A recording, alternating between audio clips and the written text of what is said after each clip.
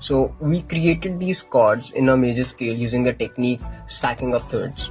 Now here we find three types of chords: the major chord, the minor chord, and one diminished chord. So the first chord, the fourth chord, and the fifth chord are major chords. The second chord, the third chord, and the sixth chord are minor chords, and the seventh chord is the diminished chord, slightly less used than the other ones in modern pop songs.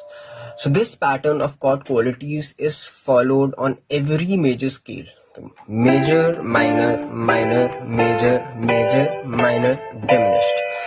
So if we take the E major scale, it will be the same again. Just place the notes of the E major scale, which are E, F sharp, G sharp, A, B, C sharp, D sharp, E.